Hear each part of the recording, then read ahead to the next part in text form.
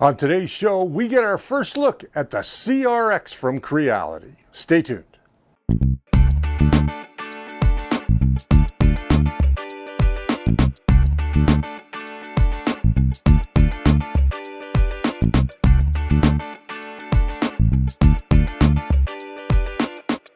Welcome to the First Layer. My name is Richard Cleveland. I'm your host here 3 times a week, Monday, Wednesday, and Friday. If you're returning, welcome once again. If you're brand new to the channel, welcome to you, and I hope you find something here that really sparks your interest in 3D printing. Now, if this is your first time here, go ahead and hit that subscribe button down at the bottom and hit the bell notification so you get notified every time that we do a brand new episode. So we got a lot to cover, so let's just jump right into it today. So as you can tell in front of me, we got a nice big brown box. And by the label on the box, this is the CR-X, the latest offering from Creality. Now, this is not a pre-release unit. As you've seen in many videos that are online today, this is actually a retail unit that Spool3D was kind enough to lend us to go ahead and unbox and put together and give you guys our thoughts on what the CR-X is like, and get to know the new machine a little bit. Now, one of the things that I wanted to cover today was a lot of the videos that you've seen out there are pre-release models. They are not production units. They were sent out to find out where they could fix some of the shortcomings. Now, this is a retail version, so it's in its regular CR-X box, the Creality box. Everything is inside here. We're going to go ahead and unpack this, and we'll show you all the components that comes with it, and then we'll start the assembly and show you how easy it is to put together. This is going to be a 3-part video. So part 1 is just going to be us taking it out of the box, putting it together, and giving you some of our initial thoughts. In part 2, we're going to cover the software that comes with the CR-X, and in part 3, we are going to do some printing, show you the prints. We're also going to be using different slicers to do some of the model prints and see exactly just how well this machine works. And then we'll give you our final thoughts on that as well. So stick with us today as we go ahead and get this thing unboxed on the table and show you what comes in the box, and then we'll start assembling. Okay, so now we have everything out of the box. We are going to have a look at all of the pieces before we start assembling. Make sure that we have everything. Now, first and foremost, you want to make sure that everything that came in the box, nothing was damaged. You're going to have a look at everything. Look at your gantry. Make sure that everything is tight. Look at that. You want to make sure that everything is tight, but we can go ahead and tighten up some of this stuff in just a little bit. Now, the gantry is a little different. As you can see, we'll go to the overhead. As you can see, we now have 2 fans here. One here and one here. The shroud is a little different, and it looks like the whole hot end assembly is a little different. So we're going to have a look at that in just a couple of minutes. Let's take a look at some of the other parts that come with the CR10. Now, with the CR-X, with the CR-X 3D printer, you get a good or decent booklet on how to use the machine and how to put it together.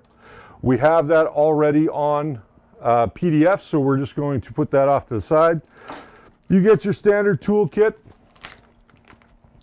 which is good. This is one thing I like about Creality, is they include everything that you need. So all of the Allen wrenches or Allen keys, your wrench, a screwdriver, and a pair of cutters right there so that you can go ahead and get your filament ready for use.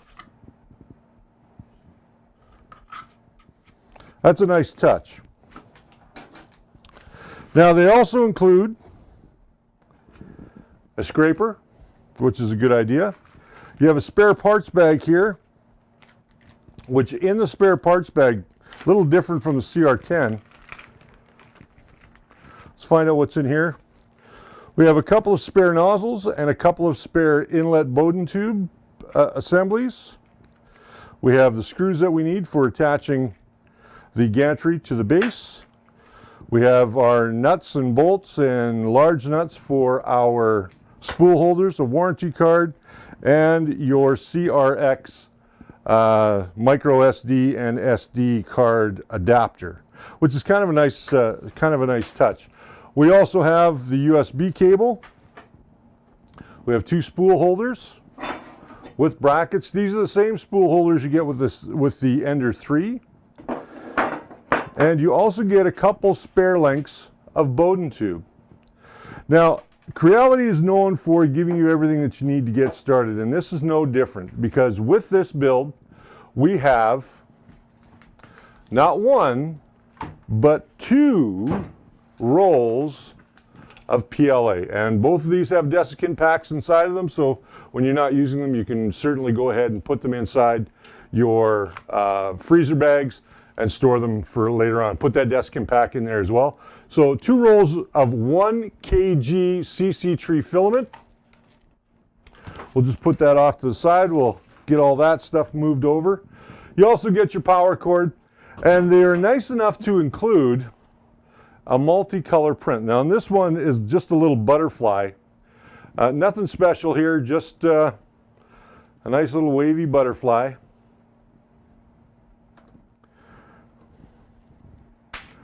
All right, so let's go ahead and take a look at the base unit.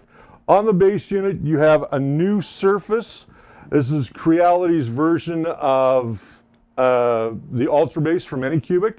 One thing I do like about the new way that they've got this set up is all you have to do is take the 2 little retention clips at the front, swing them around, and then you can remove that glass just by grabbing it by the front, giving it a little lift, and shimmying it out. Because the ones in the back, they don't move. They are permanently adhered in 2 spots, so you kind of just slide it in and away you go. Now with this surface, you do not need to have any glue stick, no hairspray, no glue or no adhesion promoters on this bed, because it is a textured bed and it should grab your PLA, ABS, PETG just fine. Let's just have a look. This is a little loose, so first thing that I like to do when I'm setting up a printer is check all of the axes, and this one seems to be a little loose. I do like the way that they've done this now. They've got 2 20 by 20 rails here that the legs sit on. So what we're going to do is just pop this on the side and find out where those eccentric spacers are, which side has the eccentrics. And it looks like both sides have the eccentrics. Or am I wrong? There is a set of eccentrics on both sides of the bed. Now there's 4 wheels on either side. It's kind of hard for me to get in there and show you that, but there's 4 wheels on either side, 2 on the outside of the rail and 2 on the inside. The inside of the rail are spaced a little bit closer. So what we're going to do is we are going to get our wrench out, and we are just going to give those little eccentrics just a little bit of a tighten. And we're going to do it to all 4 sides. And we're not tightening a lot here. We're just tightening a very, very little bit.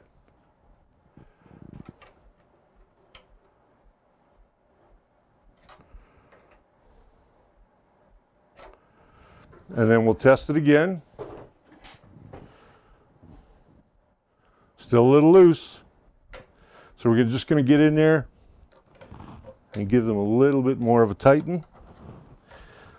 And this is something you should be doing anyway with your 3D printer when you first get it.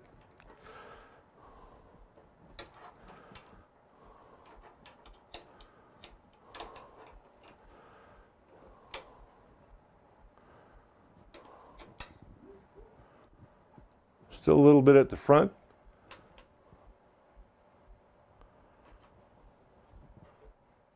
So that back one is loose. This front one is loose. This back one is tight. So let's just work on those 2. And how you can tell that is by putting your finger on the wheel and then just rolling that wheel around. If you find that it's loose and it rolls and nothing is moving on the bed, then you know that you've got a loose eccentric spacer. So then you just get in there and tighten it till it doesn't move anymore. Now I could be going the wrong way on this. Centric spacers are funny that way because they're offset.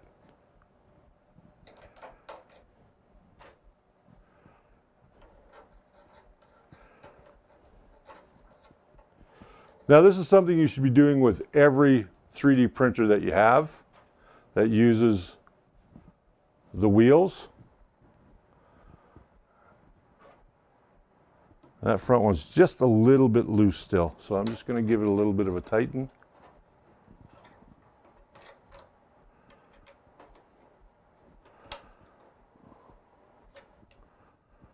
We're going to see that it still rolls smoothly. And just see how square it is to the frame. Now we still have a little bit of movement there. This back one. Because if you could take this bed and shimmy it like that, you've got a little bit too much play in it. And that will show up in your 3D prints.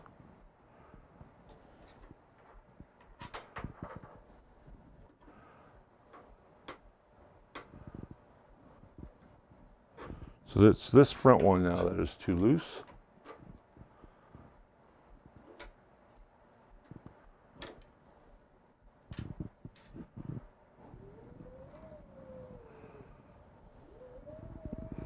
Still rolls smoothly. Just put your finger on the wheels and test them out.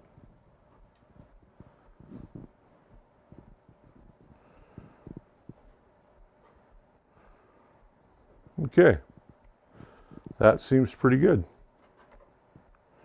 Now I'm just playing with the big leveling knob here at the moment.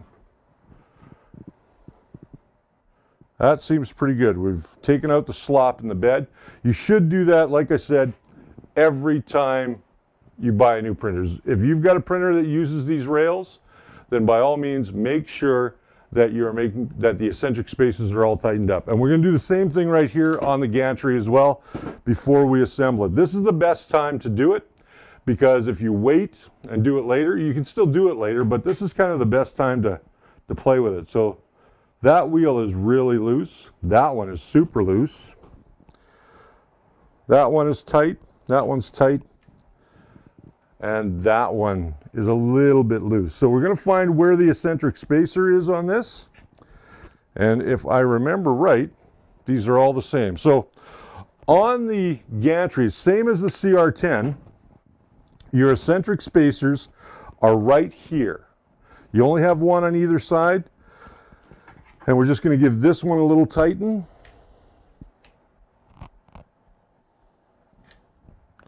Make sure that that wheel's not turning anymore. That's good. And we know that we've got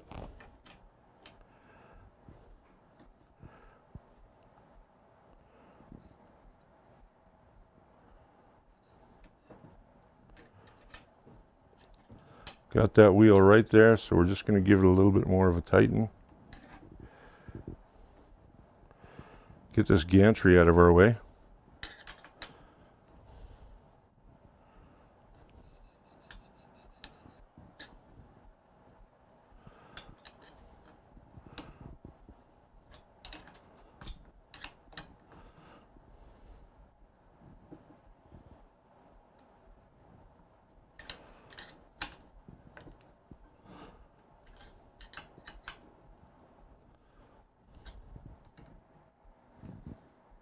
Now that's really tight. I could probably loosen it up just a little bit.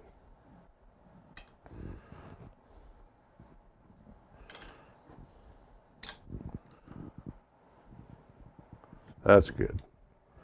Test these ones. These ones are all good. So now we're in a good position. The last one you want to check is the extruder, because sometimes this can come loose in shipping. So this one should be right here on the bottom.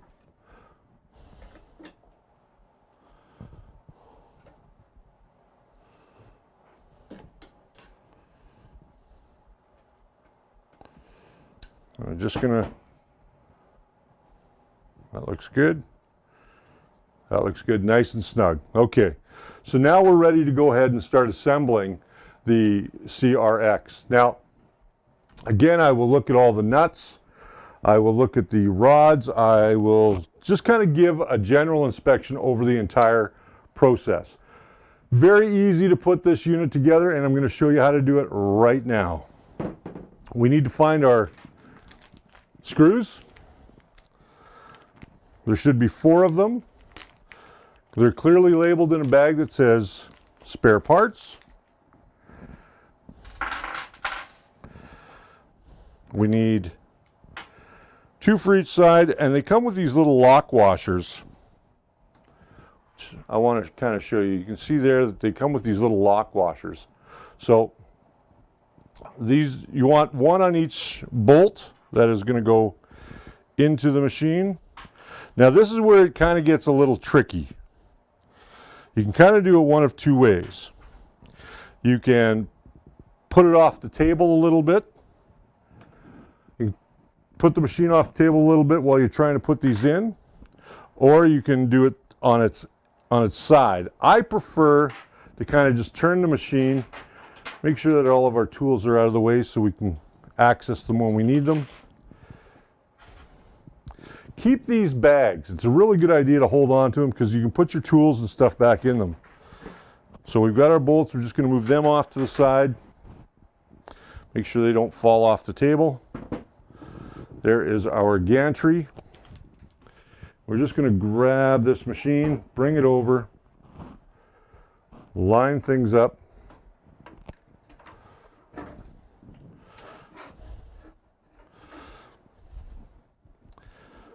Push that bed forward a little bit so we can see where we're going here.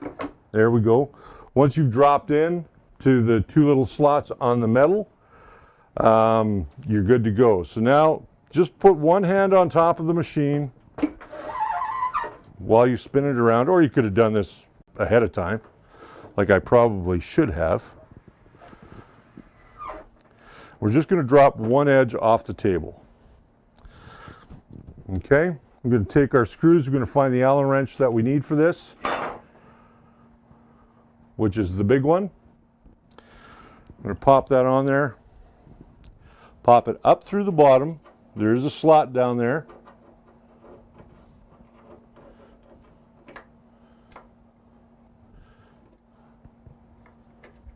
And there you go.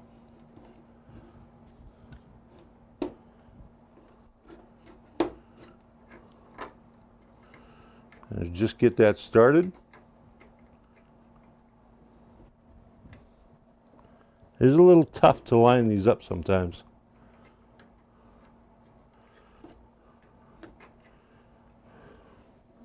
You will know when you've hit that hole for sure.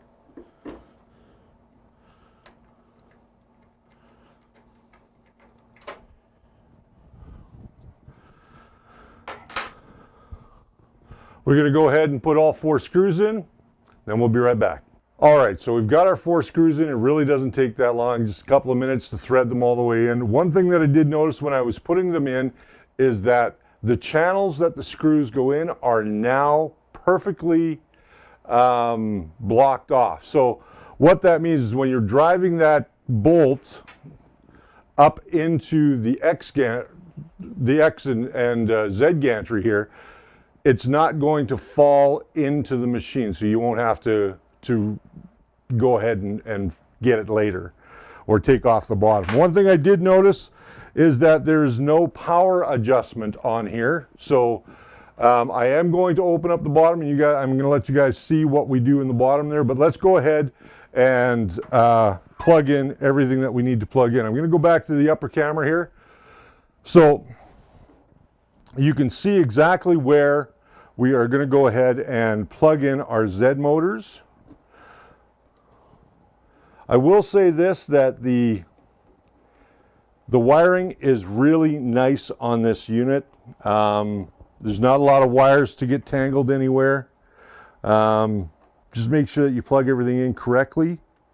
And there's only 3 plugs here to plug in. And then the last one is over on the front. where we've got the end stop. So we're just going to plug that one into the end stop. This one is always toughest for me because it's right here in the front, and I got these big gargantuan hands.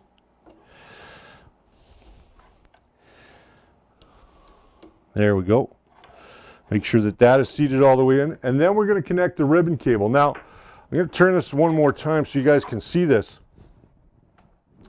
So on the ribbon cable, this is a locking system. So you want to make sure that these are pushed out first, the two little retention clips that are there. There is a notch, I don't know how well that's coming up on camera, but there is a notch here on the bottom of the ribbon cable, so you can only put this in one way. Once you've attached the ribbon cable, pushed it all the way in, those clips are going to come in and close on their own, and you are good to go. Now, what do I think of the ribbon cable? Not a huge fan of it, but I understand why they did it. So let's go ahead and see what else this thing has got. Before we plug it in, like I said, we are going to take the bottom off and just have a quick peek to see that this is set up on the power supply for North America. Now on the bottom, you do not have to take out the screws that hold on the feet, okay? 1, 2, 3, 4, 5, 6, 7, 8, 9, 10, 11, and 12. So you're going to have 12 screws that you're going to take out. We're going to find the right size Allen key.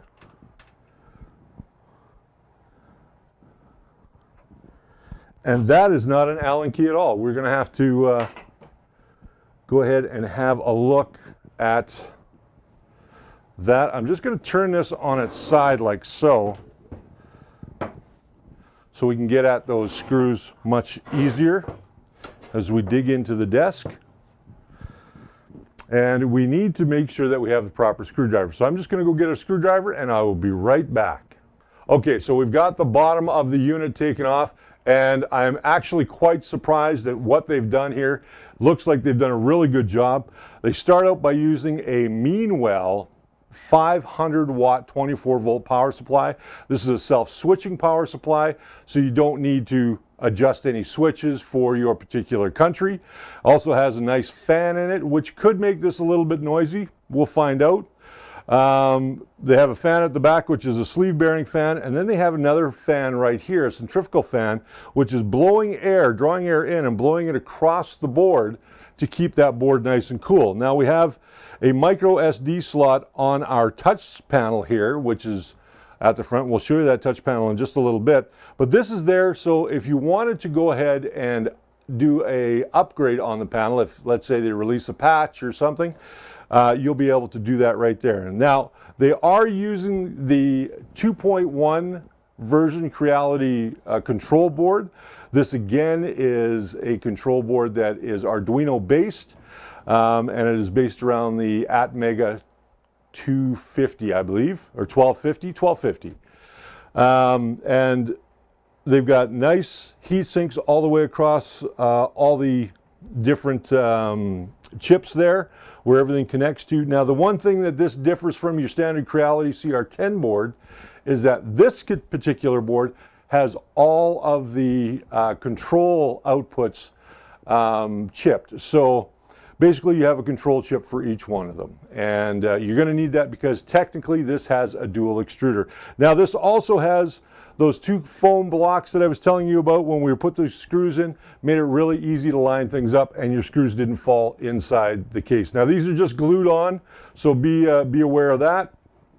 We're going to go ahead and button this up, give this a little bit of a tightening, make sure that all our screws are tight and this is not going to shake apart when we first plug it in. And then we're going to go ahead and do a bed level test. So question for you, what do you look for in a new printer or one that you might be building? Leave your comments down below. Okay, so we've got it all put together. We had a look inside. It's got some beautiful cable management. We know that it's using the 2.1, version 2.1 motherboard from Creality, which now has the E1 chips on it. So, you know, the control chips now are fully populated on that board. We have our micro USB slot right over here, which is nice and tight to the metal, so you're not risking losing your SD card inside. You've also got your USB connection, your power switch, and your cable inlet. Now, this cable inlet also has a fuse, so that's an extra little added protection for you as a consumer. First and foremost, let's go ahead and turn it on.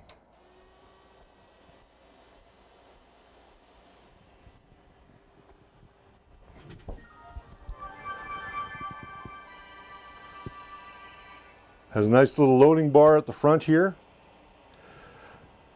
Now it is all in Chinese when you first see that, when you first start it up. So what you want to do is you want to go into the little cog wheel there, and we're going to go to where it has Chinese symbol and English. We're just going to press that one, and English is the language that we want, and now we can go back. So now everything on this LCD has changed to English.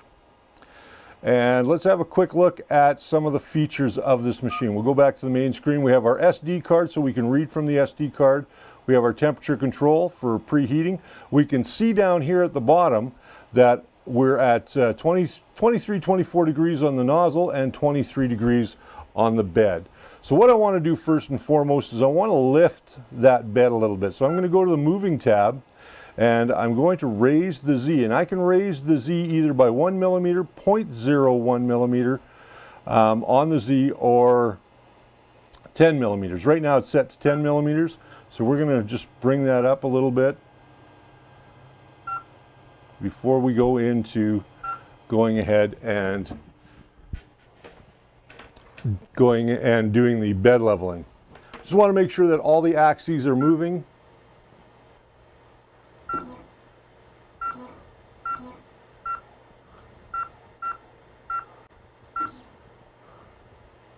Let's home all the axes.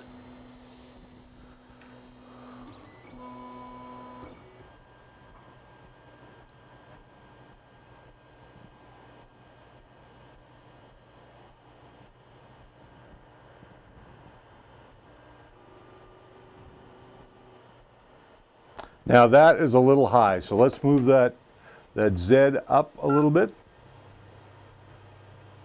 before we go ahead and start our bed leveling. Okay, so when you go in to start bed leveling, it's very simple and it walks you through it. It's really kind of an easy way of doing things. What we're going to do is go ahead and make sure that our gantry is level first and foremost. I'm not going to level it to the table where most people would do. This should be pretty level right out of the box, so we don't have to do a whole lot. But if you wanted to, you could measure the distance from here to the bottom of the rail, and that would, as long as it's the same on both sides, you're golden. Right now, let's go ahead and tighten down all the wheels. In the instructions, they tell you to tighten down all of the bed screws. So you want to tighten them all down. So all I simply do is just put my hand on it and tighten all those little wheels down. And I do it corner to corner, as you've seen me do many times. And that's the way I bed level as well. All right, so now we're going to go ahead and level the bed. What you have to do with this machine, as I mentioned before the little break there, is that you want to bring the bed completely down by tightening up all of the screws, or the bed leveling knobs in this case, before you go ahead and home it. So we're going to go back to our movement. We're going to say home, and it is going to home the machine now.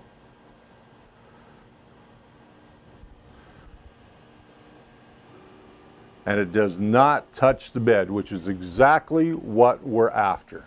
All right, so let's go ahead now and start doing the bed leveling. This is a really neat way that they do the bed leveling. So we're going to get out of this menu, and we are going to go back to our settings, and we're going to go with leveling. Now you'll see on here that there are 5 points that you can go to for the bed leveling. Now this is dropped down exactly where it needs to be, and we are quite far away from the nozzle. So we're just going to grab a piece of paper, and You guys know me, I like to use sticky notes. So I'm going to put my sticky note underneath that first front corner. And before I actually go and level the bed, it's a good idea to heat the bed and heat the nozzle. That way everything is expanded and everything is going to be a much more accurate representation of leveling the bed. You never want to level your bed cold. So we'll get out of this really quickly. We will go back into temperature, and we're going to go auto, and in this case we're just going to go to PLA, and we'll wait for that to come to temperature. 195 and 45 are the temperatures that they're recommending. So while it's doing that, we're just going to wait for it to happen, and then we will go ahead and continue on with our bed leveling. All right, so now we are ready to level the bed. We've got our bed temperature heated up to 45 Celsius. We've got our nozzle heated up to 195, and that's the parameters set by the CR-X. So let's go back, and we're going to go back into our settings menu. We're going to go back to leveling, and now it's going to go to that front corner again, home, and then we can start bed leveling. The beauty of the way that this is designed for bed leveling is that you can choose your corner to start on. And I always start at the front corner. So we're going to go there. Going to bring it up, bring it down. I'm going to stick my piece of paper underneath there, sticky side up. And now I'm going to loosen both of these wheels.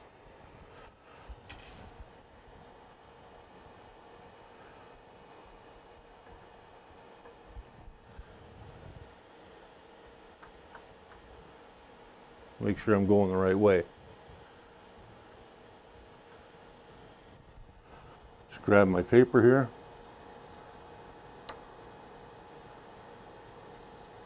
Now I'm about as far as I can go, so I got to loosen this one up.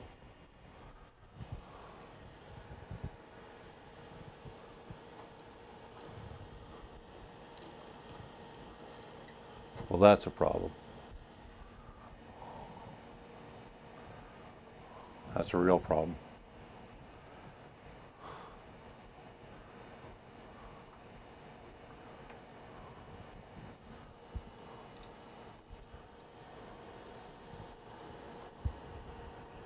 There we go.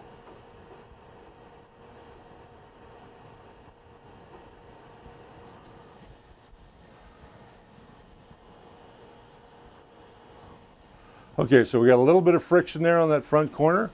Now we're going to go back to this back corner, opposite, go to number 4. And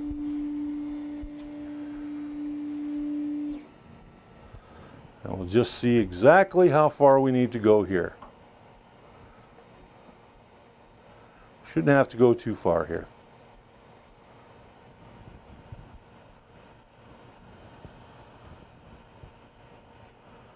If you find yourself getting to the end of the wheels, just leave them so that they're snug, and then start undoing the opposite corners. And you'll notice that it will come up.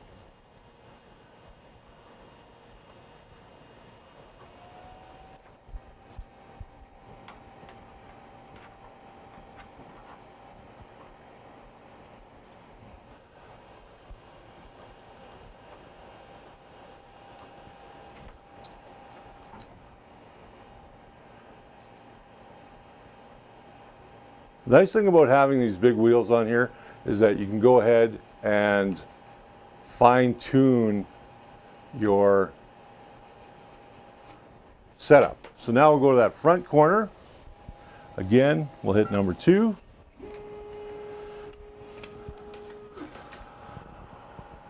We'll see how tight number 2 is. Not so tight at all. See, we didn't have to go very far.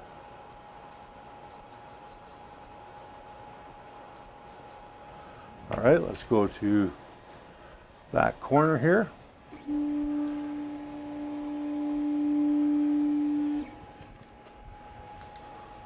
That back corner is way too high. So we're going to lower that down just a little bit.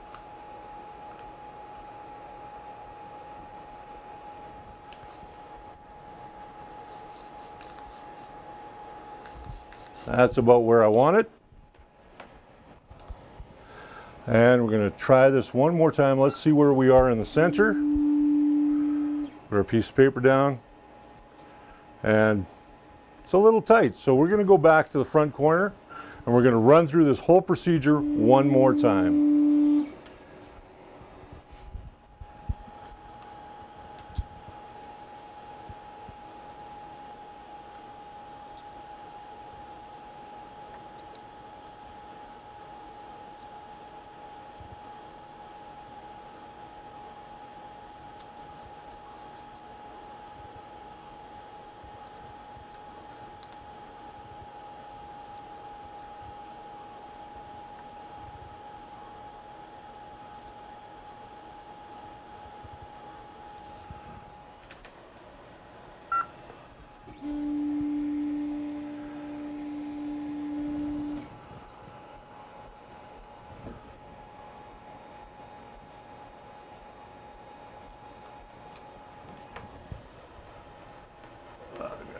See that.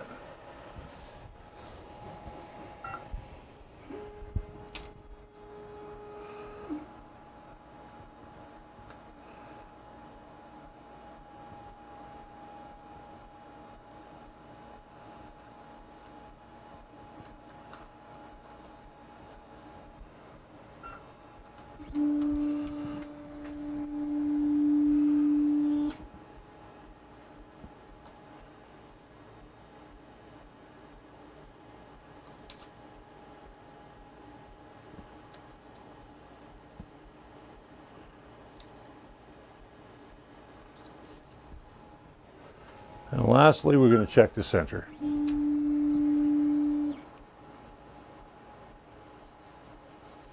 And that is exactly where I want it. So, we now have leveled the bed. It's been heated up. Everything seems to be functioning properly. So in the next video, what we're going to do is we are going to have a look at installing the software, how to get the CR-X profile into Cura, because this particular machine comes with Cura, and then how to use Cura to slice your multi-part models. At that point, we're also going to show you how to load in the filament, and in the third part, we are going to do some test prints and give you our final thoughts. So until next time, please remember, if you are first timer here, go ahead and hit that subscribe button, hit that notification bell so you get notified every time that we do a brand new video here on the First Layer. We do this show 3 times a week, Monday, Wednesday, and Friday. Every Wednesday is a live stream, so you can join us live at 1:30 in the afternoon, Mountain Standard Time. I want to thank my Patreons. If you're interested in becoming a Patreon to see what we're doing over there, you can go to patreon.com/thefirstlayer. I also want to thank all of those of you who have bought me a coffee in the past. And if you're not interested in a monthly commitment on Patreon, but you still want to show your support for the show, you can absolutely go ahead and buy me a coffee at buymeacoffee.com/thefirstlayer. The whole team here loves coffee, I'm sure. I know they do, because nobody ever brings me one. No, that's not true. Now, I want to thank our great staff. We got Brian Baker, we've got Frank Awesome, and of course, we have the lovely Jess Corniching, all working behind the scenes to bring you a much better experience while watching this show. So until next time, my friends, make sure you check out some of the other videos down below. And on Friday, you are going to see the next part where we discuss the software and what comes in that package for the CR-X. So until next time, my friends, we want to thank Spool3D for all of their input and the space that they provide us to give you a great experience. They also provided us with the CR-X today for you to enjoy, and make sure you go check them out today. Print it right, print it with spool3d.ca. They have a full list of parts, printers, and filaments. Check them out on their website. Print it right, print it with Spool3D. Be sure to love your neighbor, and always remember that the First Layer is your foundation to a great print.